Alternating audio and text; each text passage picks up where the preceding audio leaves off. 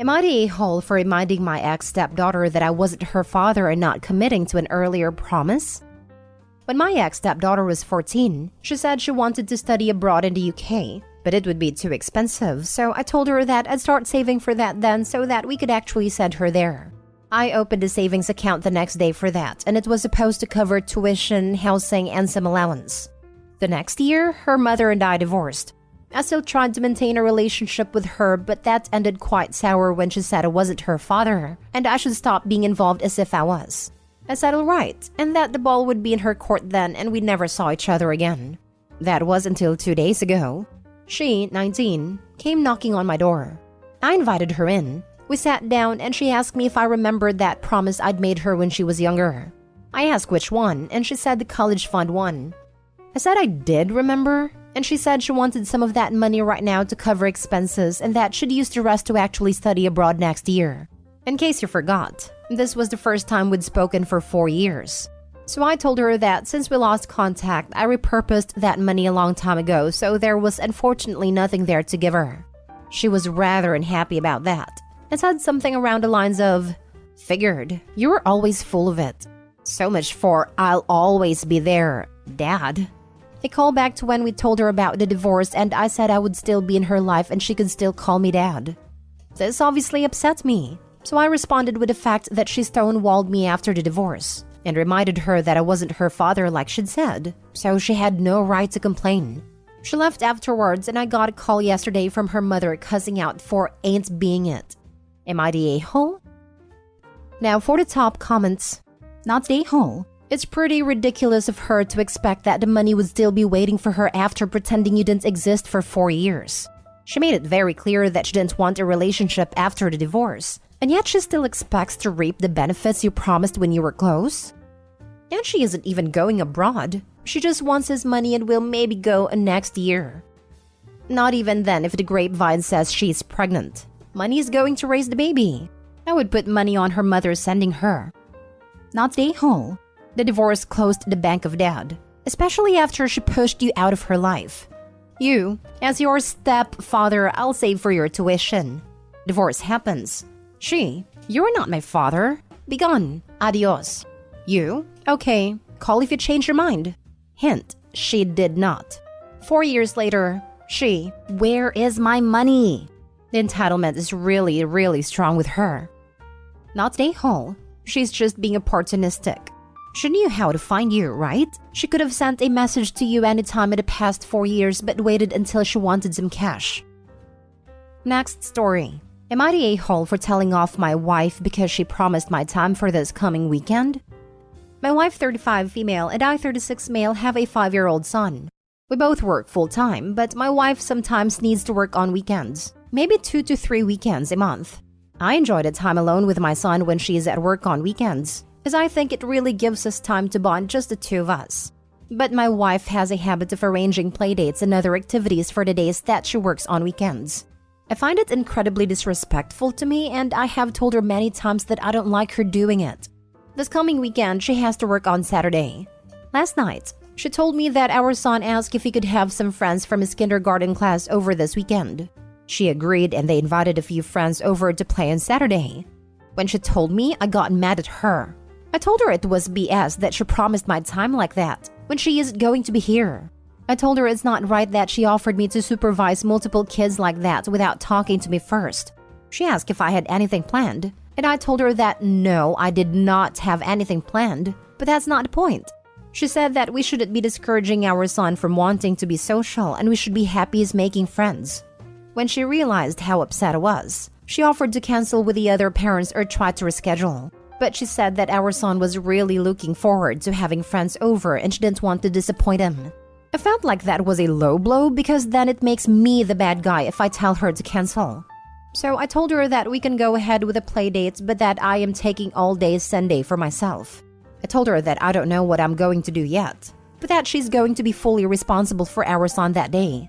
I told her that I don't care if all I'm going to do is sit and watch football all day, but that she gets to be the one to watch our son. She got mad at me because that's her only day off all week and she just wants to relax too. I told her that's not my fault. and that if she wants to promise my time on weekends, that I should at least get to decide when I want time for myself. She told me I'm being petty, and that my son and his friends will be fine playing by themselves for the most part. She said it will only be for a few hours, and she already told the other parents that we aren't going to be feeding them dinner or anything like that. So all I have to do is make sure no one gets hurt. I told her that next time she wants to arrange a playdate, that she can schedule it for when she's able to at least help or talk to me first. I reminded her that this isn't the first time she's done something like this, and that I'm tired of her scheduling my time for me like I'm her employee. She thinks I'm blowing this out of proportion, and since I don't have anything planned, it's not that hard to just sit around the house and watch kids play for a few hours. Not the a-hole. How would she feel if you volunteered her time before even asking her about it? I think the best way to handle this, if she's unwilling to budge on at least talking to you first, is to give her a taste of her own medicine. You're equal partners, and while care for your child is implied and joint, that doesn't extend to dropping other kids on one another. It's rude as heck, and not respectful of each other's time. You're justified in your irritation. At least get her to a point where she discusses it with you first. He did. He volunteered her to watch her own son that Sunday so he can get some rest too. And she got angry. He's not the a-hole. She can dish out his time, but he can't do it to her. They don't seem to be communicating well, but she needs to respect his time as well. That was a more petty and reactive way to manage it. It doesn't really establish the point for her.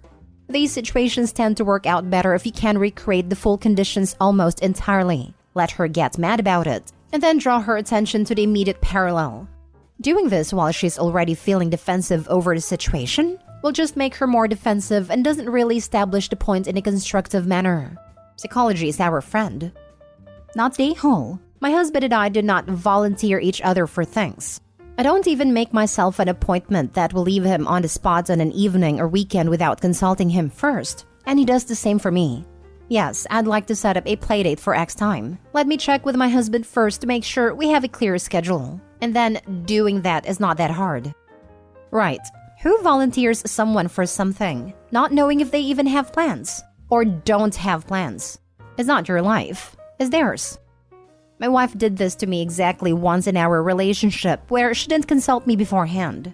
What she didn't know was that I had a roof install scheduled for work. I had to delay and ended up losing the contract just asking for it. Lost about $3,000 because of the situation. Not the a-hole. I actually think you should have let her cancel the playdate. She's doing this because she gets all the credit and none of the work. All the parents are thanking her and telling her how thoughtful she is. She gets to feel like a good mom while you do the work. Not cool. This will only stop when you actually start making her cancel these plans.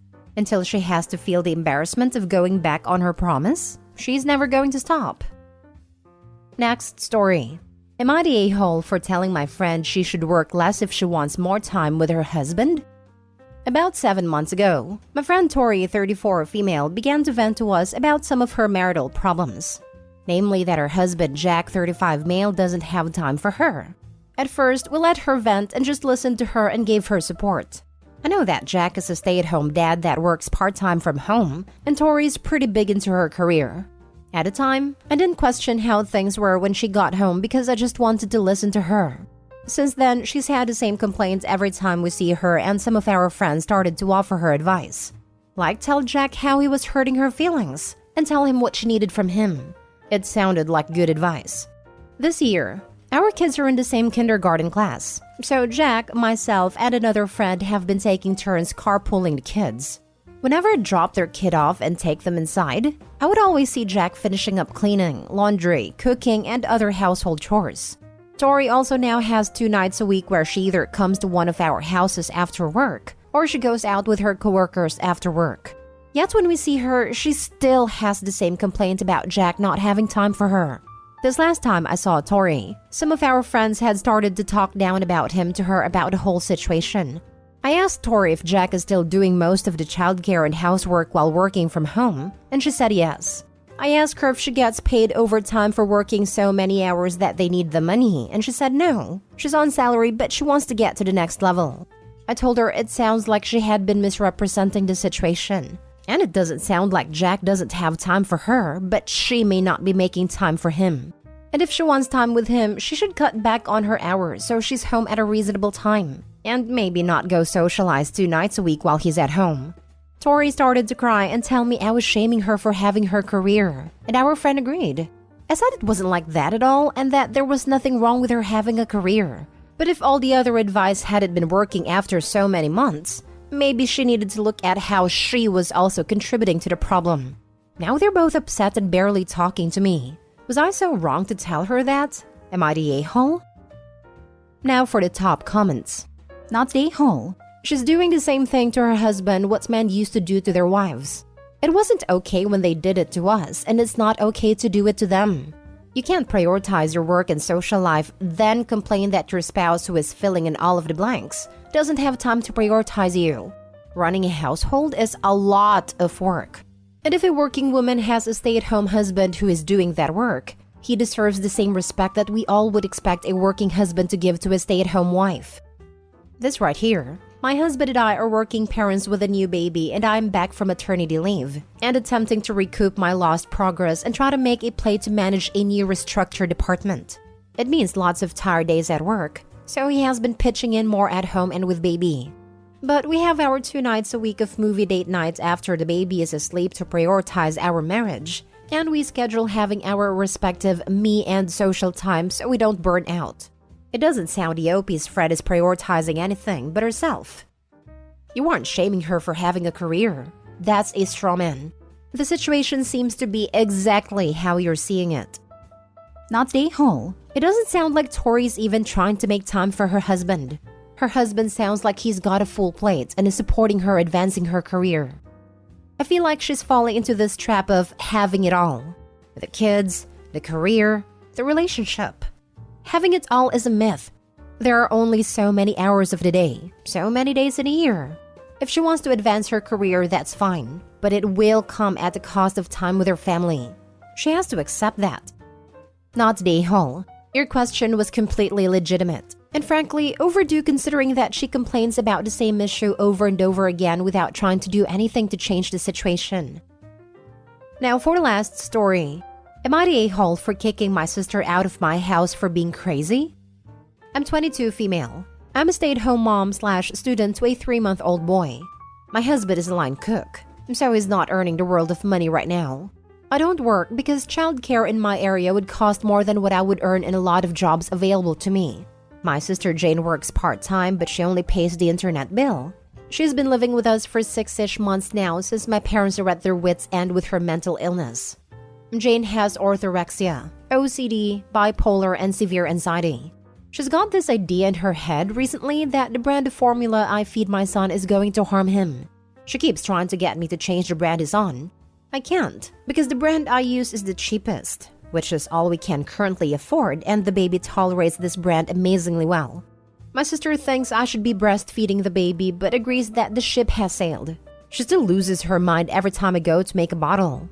She's in a mild manic episode right now, which are usually manageable and tolerable, but this one takes the cake.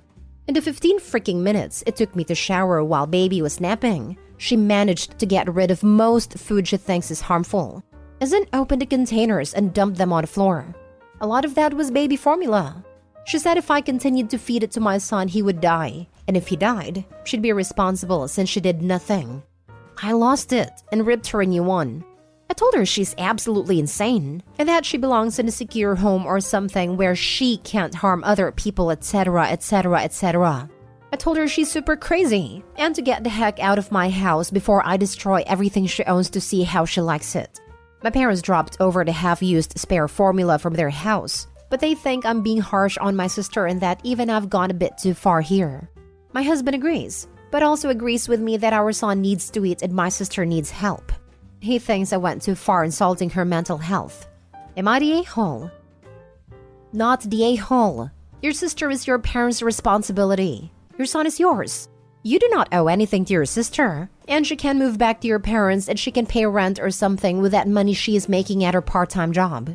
A young baby is hard to take care of, and you don't have to give your sister the care your parents should be doing. Your parents are the a-hole and should never comment on you having to deal with your sister. What the heck is wrong with them? If I were you, I would not kick your sister out before having a plan where she could stay due to her mental health. But your parents should take their responsibility as her parents and find her help. Your focus should be on the baby, your husband, and yourself. Parents kicked her out first, then get mad when someone else can't tolerate her behavior? Add in the US, there is a formula shortage, and doing this would literally cause severe harm. What if you can't replace their formula? That is severely mentally ill territory to risk a baby's food source. It's not dramatic to lose your patience/leniency when she does something so deplorable due to her own issues. Ask your husband when and how you're supposed to get new formula. Then ask him if you overreacted. Opie, don't let her back into your home. This is too much for your own family unit. Your parents only think you're being too harsh with your sister because they don't want her moving in with them. Especially with the formula shortage over the last 2 years, I would go into a rampage if anyone destroyed my baby's source of food that was scarce and expensive. I truly hope your sister can get the help she needs, but you're not the one who should be obligated to help considering you gave birth a few months ago. Your parents are a-holes for insisting you care for her while you are juggling an infant, school, and home. Not a-hole. This isn't just a manic episode. That's psychosis. That's a full-blown delusion. Not a-hole, your infant isn't safe around her. What happens when sister decides that Opie is killing the baby and that she needs to take him somewhere safe away from Opie? Not a-hole.